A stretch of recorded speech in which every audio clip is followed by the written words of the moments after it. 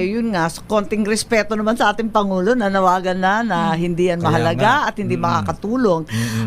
Pero mukhang may sariling utos, may sariling direksyon ang mababang kapulungan. Sana diinin pa ng ating Pangulo dahil nagmumukha silang lahat kasabot dyan. Hindi naman maganda yan.